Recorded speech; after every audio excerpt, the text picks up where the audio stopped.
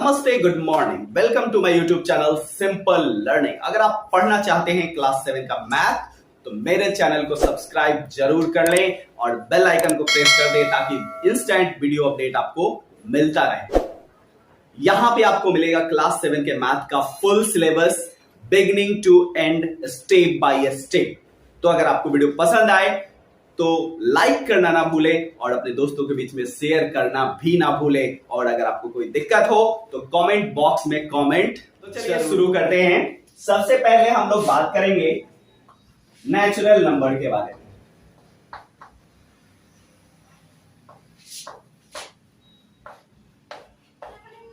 Natural number क्या होता है?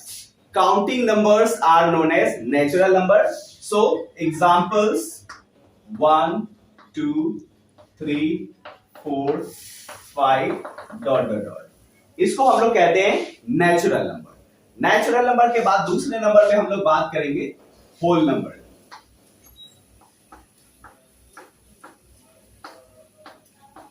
होल नंबर, अगर नेचुरल नंबर के फैमिली में जीरो को भी ऐड कर लेते हैं, जीरो को भी इंक्लूड कर लेते हैं, तो उसको हम लोग बोलते हैं होल नंबर।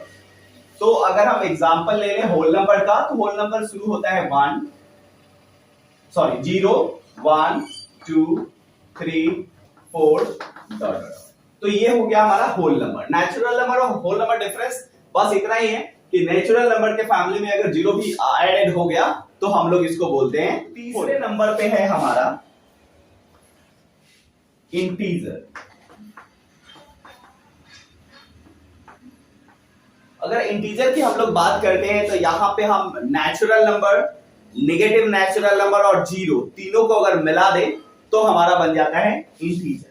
तो यहां पे अगर हम बात करें 0 1 2 3 4 डॉट डॉट डॉट, और इस तरफ पीछे के लेफ्ट साइड में अगर आ जाए तो हम -1 -2 -3 और इधर भी हो जाएगा। तो ये हो गया हमारा natural number plus zero and also negative natural number. तो इन सबको मिला के बनता है integer family. So the integers are negative natural number, zero and natural number. Fourth number पे हमारा आ जाता है फ्रैक्शन की। अगर हम लोग बात करते हैं फ्रैक्शन, तो fraction is a part of whole. एक छोटा सा टुकड़ा, दैट इज फ्रैक्शन। या फिर इसको ऐसे भी कह सकते हैं, it is the ratio of two natural number. Two natural number का रेशियो जो हो सकता है, जैसे 1/2 है आपका, 2/3 है। This is the ratio of two natural number and it is also known as fraction. अब हम लोग बात करेंगे प्रॉपर्टीज ऑफ फ्रैक्शन के बारे में। तो सबसे पहले अगर कोई फ्रैक्शन p/q है, p/q इज ए फ्रैक्शन। अगर हम इसके इक्विवेलेंट की बात करें कि इसका इक्विवेलेंट क्या होगा, तो if p/q and r/s is a fraction, अगर ये दो फ्रैक्शन है तो इक्विवेलेंट कैसे हम निकालेंगे? तो यहां पे if p into s equal to q into r, अगर p into s और q into r दोनों इक्वल है, इसका मतलब है कि p/q and r/s are equivalent fraction. तो इक्विवेलेंट फ्रैक्शन के लिए क्या करना पड़ेगा हमें? p into s equal to q into r। तो इसका मतलब है p/q और r/s क्या होगा? इक्विवेलेंट फ्रैक्शन होगा। एक एग्जांपल ले लेते हैं हम, जैसे 2/3 है एंड 4/6। चेक करना है, check whether it is equivalent fraction और नॉट। चेक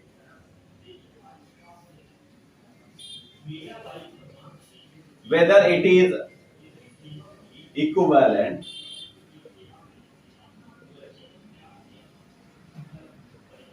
और नॉट। तो चेक करने के लिए क्या करेंगे?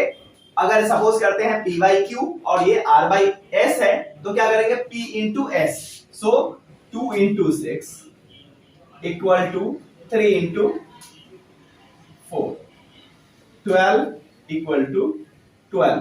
सो बोथ फ्रैक्शन इज इक्विवेलेंट। तो इसको हम लोग बोलेंगे इक्विवेलेंट फ्रैक्शन। हम लोग बात करते हैं कि कोई फ्रैक्शन सिंपलेस्ट फॉर्म में है कि नहीं, इसको कैसे हम पता करेंगे। तो अगर p by Q simplest form में है तो इसको चेक करने के लिए क्या है, अगर p और q का कोई भी कॉमन फैक्टर ना हो, उसका प्राइम फैक्टराइजेशन करते हैं, और उसके बाद अगर p और q में कोई भी कॉमन फैक्टर ना हो except one and it's one, if p and q do not have common factor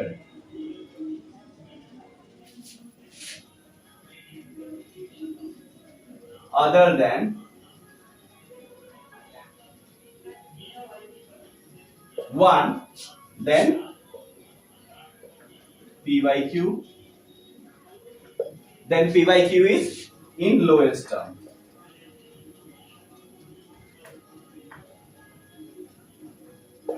तो इसका मतलब क्या है, p by q lowest term है। जैसे मान लीजिए सपोज एग्जांपल ले लेते हैं 5/7। अगर हम 5 और 7 की बात करें तो 5 के फैक्टर क्या होंगे, factor of 5 that is 1 and 5 and factor of 7 that is 1 and 7. So only common factor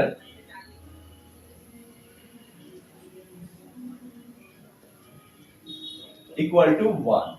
So 5/7 is lowest term, lowest form में है ये, और इसको हम डिवाइड नहीं कर सकते। ये लोएस्ट कैसे कंपेयर करेगी, दो फ्रैक्शन में कौन बड़ा है कौन छोटा है, कंपेयरिंग ऑफ फ्रैक्शन,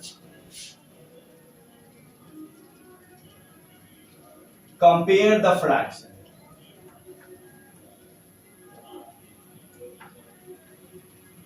फ्रैक्शन को कंपेयर कैसे करें, जैसे सपोज करिए ये 5/7 है और दूसरा फ्रैक्शन है आपका 6/8। अब इसको कंपेयर कैसे करें कि कौन बड़ा है कौन छोटा है। तो जैसा कि आपको पता है यहाँ पे ये p बाई क्यू और ये r बाई एस, अब क्या करेंगे हम इसको इससे मल्टीप्लाई करेंगे 5 into 8, उसके बाद इसको इससे मल्टीप्लाई करेंगे 7 into 6, 5 8 जा 40 एंड 7 6 जा 42। तो ये वाला रिजल्ट बड़ा है, इसका मतलब है कि ये फ्रैक्शन आपका बड़ा है। तो फ्रैक्शन क्या हो गया, कौन सा बड़ा फ्रैक्शन होगा, in both fraction 6/8 is the largest fraction because the product of this and this is smaller than product of this and this। तो इस तरह से हम शॉर्टकट मेथड में इसको हम कंपेयर कर सकते हैं किसी नंबर का। अगर हम को गिवन नंबर जो है उसमें कोई भी डिनोमिनेटर सेम नहीं है या न्यूमरेटर सेम नहीं है, दोनों अलग अलग हैं, तो बड़ी आसानी से हम इसको कंपेयर कर सकते हैं कि विच वन इज ग्रेटर। पढ़ना था rational number.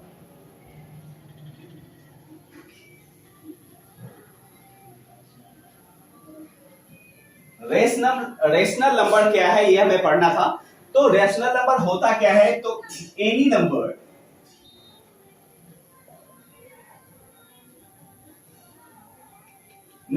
which in form of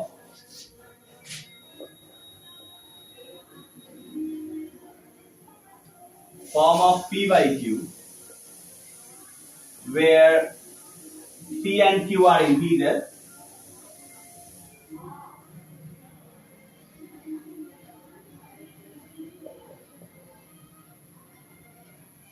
and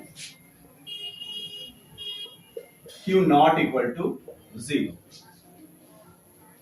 integer rational number होता क्या है, कोई भी नंबर जो p बाई क्यू के फॉर्म में हो और उसमें p और q क्या हो, इंटीजर हो, और q कभी भी 0 नहीं होना चाहिए, तो वैसे नंबर को हम लोग बोलते हैं रैशनल नंबर। रैशनल नंबर को फिर हम बोल सकते हैं पॉजिटिव रैशनल नंबर। अगर हम लोग बात करते हैं पॉजिटिव रैशनल नंबर।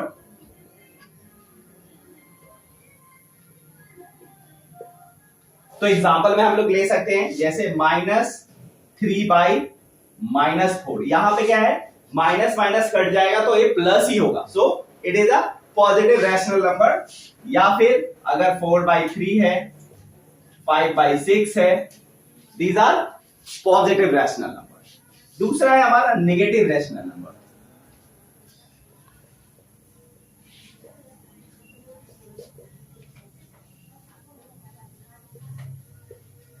तो यहां पे कोई भी एक अगर डिनोमिनेटर या न्यूमरेटर में से कोई एक अगर नेगेटिव होता है तो रैशनल नंबर क्या हो जाता है आपका, नेगेटिव रैशनल नंबर। जैसे मान लीजिए 3/4 है, it is a negative rational number.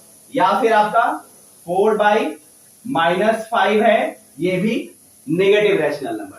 तो पॉजिटिव रैशनल नंबर और नेगेटिव रैशनल नंबर समझ में आ गया। अगर दोनों डिनोमिनेटर और डिनोमिनेटर दोनों नेगेटिव है तो भी ये पॉजिटिव रैशनल नंबर है, या फिर दोनों पॉजिटिव है तो भी पॉजिटिव रैशनल नंबर है। अगर न्यूमरेटर और डिनोमिनेटर में कोई एक नेगेटिव है तो that rational number is called negative. Question करते हैं, यहां पे -3/5 और -12/20 है। चेक करना है कि ये इक्विवेलेंट फ्रैक्शन है कि नहीं। तो पहले ही हमने आपको बताया था कि अगर सपोज करिए p/q है और ये r/s है तो इसको इससे मल्टीप्लाई कर देना है। -3 इंटू 20 और 5 को मल्टीप्लाई करना है -12 से। यहां हो गया आपका -23 जा 60 और 12 5 जा 60, दोनों -60 है। सो -3/5 एंड -12/20 क्या है आपका, ये दोनों क्या है आपका इक्विवेलेंट फ्रैक्शन है।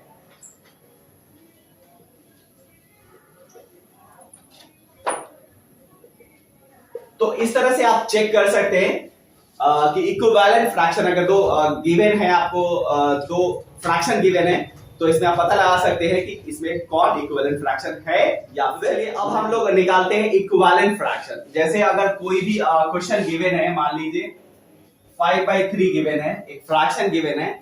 अब इसका 3 इक्विवेलेंट फ्रैक्शन अगर हमको निकालना है तो हम क्या करेंगे, तो इक्विवेलेंट फ्रैक्शन निकालने के लिए हम न्यूमरेटर और डिनोमिनेटर को एक नंबर से, एक नेचुरल नंबर से हम मल्टीप्लाई करेंगे। तो अगर हमको 1 चाहिए तो 2/2 से मल्टीप्लाई कर देंगे, 1 निकल जाएगा। अगर हमको 2 चाहिए तो 2/2 से और 3/3 से निकालेंगे। यहाँ पे 3 निकालना है तो सबसे पहले हम क्या करेंगे, 2/2 से मल्टीप्लाई कर देते हैं, तो ये हो गया 10/6। उसके बाद इसको हम मल्टीप्लाई कर देते हैं 3/3 से, तो यहां निकल जाएगा आपका 15/9। तीसरा निकालना है तो इसको मल्टीप्लाई कर देते हैं हम 4/4 से, तो ये हो गया आपका 20/12। तो 3 इक्विवेलेंट फ्रैक्शन निकल गए।